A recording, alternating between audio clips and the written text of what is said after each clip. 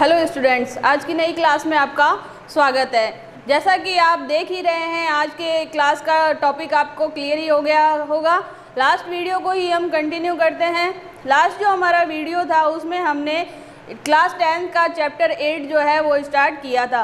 2 video हम इसके बना चुके हैं, जिसमें हमने अभी तक बेसिक डेफिनेशन, डायग्राम और उससे रिलेटेड क्वेश्चन सॉल्व किए हैं। डिस्क्रिप्शन बॉक्स में उसका लिंक दिया हुआ है पुराने वीडियो का, तो आप उस पर जाके पुराने वीडियो देख सकते हैं। साथ ही अगर आपको ये वीडियो अच्छे लग रहे हैं तो ज़्यादा से ज़्यादा अपने साथियों के बीच में इसको शेयर करें और लाइक करें। पुराने वीडियो हैं उनको देखने के साथ ये जो क्वेश्चन आपको लास्ट ईयर एग्ज़ाम के कराए जा रहे हैं उनको साथ के साथ नोट भी करना है, ताकि एग्ज़ाम टाइम में ये आपको अच्छे से काम आए। साथ में बेल आइकन को दबाना ना भूलें, ताकि जो भी हम नए वीडियो बनाएं उनका नोटिफिकेशन आप तक पहुंच सके। तो आइए स्टार्ट करते हैं। अगला क्वेश्चन है, समतल पर कोई व्यक्ति द्वारा मीनार के शीर्ष का उन्नयन कोण है। यानी कि ये कोई व्यक्ति है, वो समतल पर स्थित है और सामने खड़ी किसी मीनार को देख रहा है। मीनार को जब एक स्थिति से देखता है तो उसका उन्नयन कोण दिया हुआ है 30 डिग्री। अब वो क्या करता है, मीनार की ओर चलता है, तो 50 मीटर चलने पर उन्नयन कोण कितना हो जाता है, 45 डिग्री। तो जैसा कि हमने लास्ट वीडियो में क्लियर कर ही चुके हैं कि क्वेश्चन को सॉल्व करने के स्टेप क्या है। सबसे पहला स्टेप है हमारा कि क्वेश्चन में जो जो वैल्यू दी हुई है उसको हम साइड में लिख लें और उसके अकॉर्डिंग अपना डायग्राम बनाएं। तो जैसे जैसे हम क्वेश्चन पढ़ते जाएंगे वैसे वैसे हम डायग्राम बनाएंगे, तो हमारे डायग्राम में किसी भी तरह की कोई गलती नहीं होएगी। तो आइए स्टार्ट करते हैं इस क्वेश्चन का डायग्राम बनाना। इसमें दिया हुआ है कि कोई मीनार है और उसके सामने कोई व्यक्ति खड़ा है। तो हमने मीनार ले ली। अब समतल है, समतल पे इस मीनार के सामने यहाँ कोई व्यक्ति स्थित है, ठीक है। फिर मीनार के शीर्ष से उन्नयन कोण 30 डिग्री है। तो ये व्यक्ति जब मीनार के शीर्ष को इस तरीके से देखता है तो उन्नयन कोण, तो मैंने आपको बताया था बेसिक डेफिनेशन में कि उन्नयन कोण कैसे बनेगा कि ये जो क्षैतिज रेखा है और वहाँ से अगर जिस वस्तु को देखा जाता है तो जो दृष्टि रेखा होती है उन दोनों के बीच में ये जो कोण बनेगा ये होगा उन्नयन कोण, और ये दे रखा है 30 डिग्री। क्लियर है? इसको हम लिख देते हैं ये मीनार और इस बिंदु ए पे कोई व्यक्ति स्थित है। ये मीनार का शीर्ष है। नेक्स्ट क्वेश्चन में आगे क्या दे रहे हैं उसके अनुसार और हम इसमें लिखें। ये कह रहे हैं कि अगर वो व्यक्ति 50 मीटर मीनार की ओर चल रहा है, तो कल मैंने बताया था कि मीनार की ओर चलने पर क्या होता है कि ये जो थीटा कोण है ये बढ़ता जाता है। अब थोड़ी देर में मान लो ये व्यक्ति बी बिंदु पर पहुंच जाता है। अब बी बिंदु पर पहुंचने के बाद जब ये मीनार के शीर्ष को देखता है तो यहाँ से देखने पर ये कोण कितने डिग्री आ जाएगा, 45 डिग्री। साथ में इसने कहा है कि जब ये ए से बी तक पहुंचता है तो वो दूरी कितनी बताई है इसने, 50 मीटर। क्वेश्चन में क्लियर दिया हुआ है। तो ये 50 मीटर कौन सी दूरी होगी, ए से बी बिंदु तक पहुंचने की दूरी है 50 मीटर।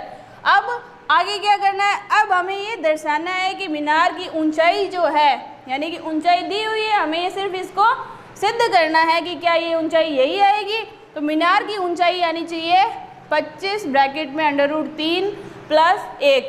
तो अभी हमारे पास मीनार की ऊंचाई है नहीं, तो हम क्या मान लेते हैं, मीनार की ऊंचाई को h। क्लियर है? यानी जो हमारे पास क्वेश्चन का मैटर था उससे हमने डायग्राम बना लिया और ये सारी वैल्यू हमने इस डायग्राम में पुट कर ली। अब हम क्या करते हैं, इसको सॉल्व करते हैं। ये क्वेश्चन 2011 के पेपर में 3 नंबर में आया हुआ है। अब इस समकोण त्रिभुज को नाम दे देते हैं ए बी सी और D. A B C D एक समकोण त्रिभुज है। अब बी सी भुजा हमारे पास है नहीं, तो इस दूरी को हम x मीटर नाम दे देते हैं। तो जब भी सॉल्व करें तो जो जो हमने माना है उसको लिख लेते हैं। लेट यानी कि माना मीनार की ऊंचाई। एक बार हमने h मान ली, बाद में हमें सिद्ध करना है, क्या प्रूफ करना है, h बराबर √3 + 1, यही हमें प्रूफ करना है। और हमने क्या माना है, BC के बीच की दूरी, या सीधा लिख दे BC बराबर हमने x मीटर मान लिया। अब सबसे पहले हमने ले लिया बड़ा समकोण त्रिभुज जो है AC और D, ये बाहर वाला जो बड़ा त्रिभुज है ये हमने ले लिया त्रिभुज AC और D में। इस त्रिभुज में हम क्या देखते हैं कि ये भुजा अज्ञात है, ये साइड हमारे पास नहीं है, ज्ञात करनी है, और साथ में इसमें भी क्या है, ये x भी हमारे पास नहीं है। तो हम इसमें जब लिखेंगे तो कौन कौन सी भुजा काम में ले रहे हैं, h तो क्या है, समकोण त्रिभुज का लंब है। क्यों लंब है, क्योंकि ये भुजा किसके, कोण के सामने है। और लास्ट वीडियो में हमने इसके बारे में डिस्कशन कर लिया है कि लंब क्या होता है, बेस क्या होता है और कर्ण क्या होता है। तो लंब परपेंडिकुलर साइड कौन सी हुई, थीटा के सामने वाली, तो 30 डिग्री के सामने h है तो वो लंब है। साथ में हमें AC ज्ञात करनी है जो कि क्या है, आधार है। और मैंने बताया था कि ये फॉर्मूला यूज़ करना है, लंब बटे आधार, परपेंडिकुलर अपॉन बेस। किस में आ रहा है perpendicular upon base, tan theta में, और थीटा कितना दे रखा है 30 डिग्री, तो tan 30 डिग्री बराबर लंब है h, और आधार क्या है इस बड़े वाले त्रिभुज में, AC। टोटल A यहाँ से लेके यहाँ तक। अब AC किन दो भागों में बंटा हुआ है, AB प्लस BC। क्लियर है, tan 30 डिग्री, tan 30 डिग्री का मान होता है 1/√3, ये हमने लिख दिया। अब और जो वैल्यू दी हुई है वो और पुट कर देते हैं। ए बी हम डायग्राम में देखेंगे, ए बी का मान कितना है 50 प्लस BC, और यहाँ है 1/√3। अब हम क्या करें, इसका वज्र गुणा कर लें, क्रॉस मल्टीप्लाई करेंगे तो इस पूरे की गुणा होगी 1 से और h की गुणा होगी √3 से, तो √3h बराबर 50 प्लस BC। इसको हम समीकरण 1 डाल देते हैं। अब हम कौन सा त्रिभुज लेते हैं, अब ये छोटा वाला त्रिभुज लेते हैं जो इसका नाम है BC और D। त्रिभुज BCD में क्या चीज़ है वो हम देखते हैं कि वही लंब, कोण के सामने वाली भुजा, CD क्या है लंब, और ये क्या है आधार। और लंब बटे आधार में कौन सा त्रिकोणमितीय अनुपात होता है, tan थीटा। लंब बटे आधार, लंब है h और आधार, इस वाले त्रिभुज में आधार क्या है BC, जिसको हम x भी लिख सकते हैं, यहाँ पे भी हम x मान लिख सकते हैं।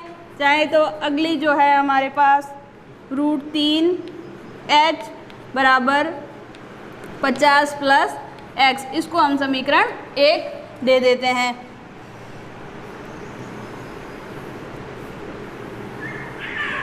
ये हमारी समीकरण 1। BC का मान 1, tan थीटा 45 डिग्री, थीटा यहाँ कितना है 45 डिग्री, और tan 45 का मान कितना होता है 1। अब इसके बटे में कुछ नहीं है तो 1 आएगा, वज्र गुणा करा दें, क्रॉस मल्टीप्लाई करवाई तो h का मान किसके बराबर आ गया x के। ये समीकरण 2 हो गई। अब हम देखते हैं कि समीकरण 1 में x है और समीकरण 2 में भी x है, तो अगर हम समीकरण 2 से x का मान इस समीकरण 1 में रख दें तो ये लिखते हैं समीकरण 2 से x का मान 1 में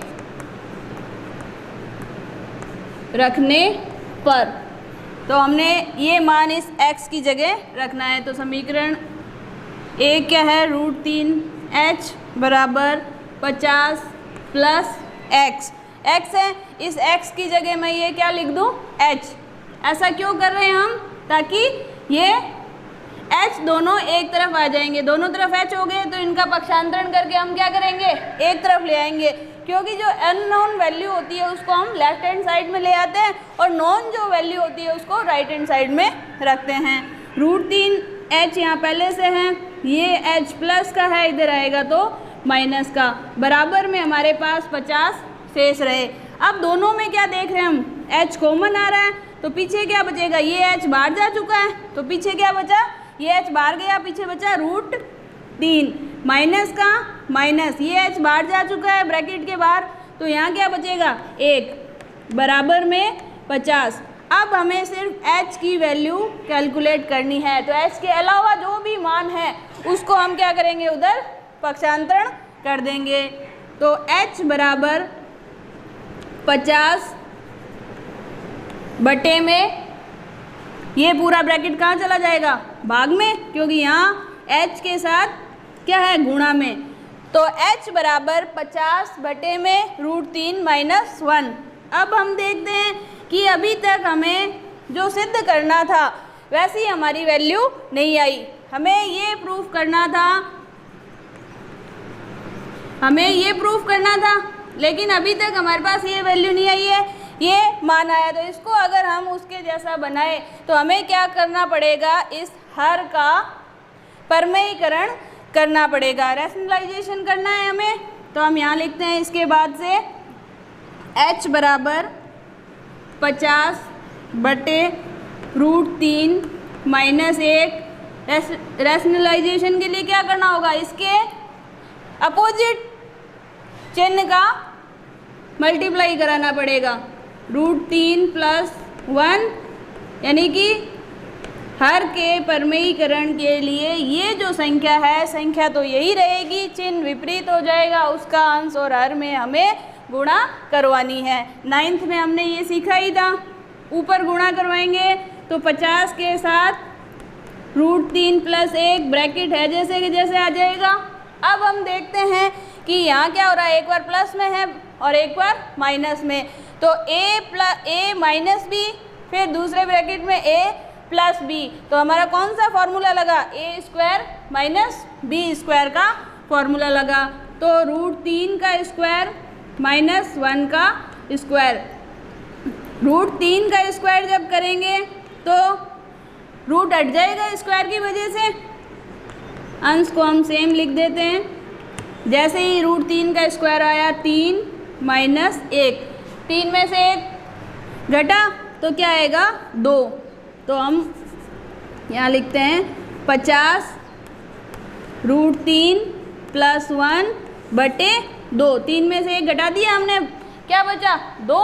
अब इस 2 का हम क्या करेंगे, इसमें भाग देंगे 50 में। तो जैसे ही इसमें भाग दिया, क्योंकि ये तो क्या हो गई, अपरिमेय संख्या हो गई, अपरिमेय संख्या में परिमेय संख्या का भाग नहीं जाएगा, तो हमने इसमें भाग दिया, तो ये 50 2 से कैंसिल होने की वजह से किस में चेंज हो गया 25, और साथ में √3 प्लस 1 है जैसा पड़ा है, और यही हमें लेके आना था।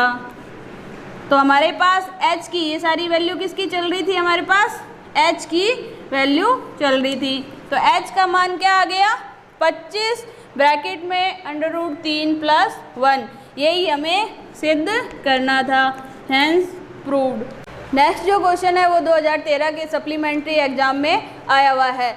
इस क्वेश्चन में क्या कहा हुआ है कि 25 मीटर कोई सीढ़ी है, यानी सीढ़ी की जो लंबाई है वो 25 मीटर है, वो किसी दीवार के सहारे लगी हुई है और दीवार से 7 मीटर ऊंचाई पर एक खिड़की है, वहाँ तक ये सीढ़ी पहुँच रही है। तो खिड़की तक जो सीढ़ी पहुँच रही है, तो सीढ़ी का जो आधार है वो दीवार से कितनी दूरी पर होगा वो हमें ज्ञात करना है। तो इस क्वेश्चन को देखकर आपको एक बात समझ में आ रही होगी, आप सोच रहे होंगे कि इस क्वेश्चन में क्या है, थीटा नहीं दिया हुआ है। तो इस क्वेश्चन को हम कैसे सॉल्व करेंगे, यानी उन्नयन कोण या अवनमन कोण, किसी भी तरह के एलिवेशन या डिप्रेशन कोण का कोई यहाँ जिक्र नहीं है, तो हम इसको कैसे बनाएंगे। तो ये क्वेश्चन करना एकदम सॉल्व है, तो इससे पहले हम इसका डायग्राम बना लेते हैं। 25 मीटर सीढ़ी है जो एक दीवार पर लगी हुई है। तो मान लीजिए ये कोई दीवार है। अब दीवार से कितनी ऊंचाई पर, 7 मीटर ऊंचाई पर एक खिड़की तक ये सीढ़ी लगी हुई है। तो मान लो ये दीवार का आधार है। इस आधार से 7 मीटर ऊंचाई पर मान लो इस जगह यहाँ कोई क्या है, ये खिड़की है। ठीक है, तो ये दूरी कितनी हो गई, 7 मीटर। ये दीवार है, दीवार के आधार से 7 मीटर ऊंचाई पर ये कोई खिड़की है। खिड़की पर कोई सीढ़ी लगी है। इस सीढ़ी की लंबाई कितनी दे रखी है, 25 मीटर। तो यहाँ बस यही चीज़ ध्यान देने की ज़रूरत है कि ये जो 25 है ये यहाँ डायग्राम में कहाँ शो होगा। तो सीढ़ी है, तो सीढ़ी को ही हम इस तरीके से लगा रहे हैं। जैसे मैंने इस तरीके से सीढ़ी को मैं अगर दर्शाऊँ तो यहाँ खिड़की जो थी, इससे ये खिड़की इस दीवार से बनी हुई है, इसको इस तरीके से लगाएंगे। तो डायग्राम में शो करेंगे तो इसको ऐसे ही शो करेंगे। तो ये दूरी कितनी हो गई, 25 मीटर। ये हमारी क्या है, सीढ़ी। क्लियर है। और पूछा क्या जा रहा है प्रश्न में, सीढ़ी का आधार से, यानी कि दीवार के सीढ़ी का जो आधार है वो उसकी दीवार से दूरी बतानी है। तो इस दीवार से इस सीढ़ी का ये आधार है, तो हमें ये दूरी ज्ञात करनी है। अब आपका वही क्वेश्चन कि इसमें कोई भी उन्नयन कोण या अवनमन कोण नहीं है, तो इसमें हमें इसकी आवश्यकता भी नहीं है, कोई ज़रूरत नहीं है। क्यों? क्योंकि हम इस डायग्राम को देखने से क्या पता चल रहा है कि ये एक समकोण त्रिभुज है। राइट एंगल ट्रायंगल में 2 साइड दी हुई है। ये मान लो हम थीटा लेते हैं क्योंकि इसी आधार पर ये सीढ़ी झुकी हुई है। तो थीटा के सामने क्या हो गया, परपेंडिकुलर। और ये समकोण त्रिभुज है, इसके सामने क्या हो गया, हाइपोटेनस, यानी ये कर्ण और ये लंब। इसको नाम दे देते हैं त्रिभुज ए बी और सी में। तो त्रिभुज ए बी सी में ए बी क्या है, हमारे पास आधार है जो कि हमें ज्ञात करना है, माना है हमने x। साथ में बी सी क्या है, लंब है जो कि दे रखा है कितना, 7 मीटर। और ए सी क्या है, कर्ण, हाइपोटेनस जिसका मान है 25। अब चाहे तो हम इसका मौखिक भी उत्तर सामने ही है, हमारे समकोण त्रिभुज की 2 भुजाएं हमारे पास है। और हम क्या करते थे, पाइथागोरियन ट्रिक हमने पढ़ी थी। पाइथागोरियन ट्रिक का एक मैंने वीडियो बनाया था, लास्ट जो हमने वीडियो बनाए थे, आप डिस्क्रिप्शन बॉक्स में उसका लिंक देख सकते हैं उस टॉपिक का। तो ट्रिक में हमने क्या देखा था कि अगर विषम संख्या से स्टार्ट हो रहा है और सबसे बड़ी भुजा 25 है, तो इसे एक कम वाली अगली भुजा होगी, यानी 25 से एक कम 24। इस x का मान क्या आएगा 24 आएगा। और अगर ये ट्रिक याद नहीं है तो पाइथागोरस प्रमेय लगा के तो आप इसका मान ज्ञात कर ही सकते हैं। कैसे कि हमने पाइथागोरस प्रमेय लगाई, कर्ण स्क्वायर बराबर आधार स्क्वायर प्लस लंब स्क्वायर। कर्ण हमारा दिया हुआ है 25, आधार हमें ज्ञात करना है और लंब दे रखा है 7। 25 का वर्ग 625, एक्स स्क्वायर 7 का वर्ग 49, पक्षांतरण कर दें, 49 इधर प्लस का है, 625 के पास आएगा तो माइनस का हो जाएगा। इसको हम घटा लें, 15 में से 9 गए तो 6, पीछे रहा 1, हासिल ली, 11 में से 4 गए 7, पीछे रहा 5। तो एक्स स्क्वायर का मान आया 576। अब अगर हम स्क्वायर हटा दें और स्क्वायर का पक्षांतरण करेंगे तो क्या आ जाएगा, वर्गमूल, स्क्वायर रूट आ जाएगा। और 576 का वर्गमूल क्या होता है, 24 मीटर। और ये हमें ज्ञात करना था। की जो सीढ़ी लगी हुई है उसके आधार से दूरी कितनी है, 24 मीटर। क्लियर है? तो इस तरीके से इस क्वेश्चन को सॉल्व करेंगे बिना किसी त्रिकोणमितीय अनुपात को लिए, क्योंकि इसमें थीटा का मान दिया हुआ भी नहीं था। सीधा हमने पाइथागोरस पर में लगाई और हमने आंसर निकाल लिया।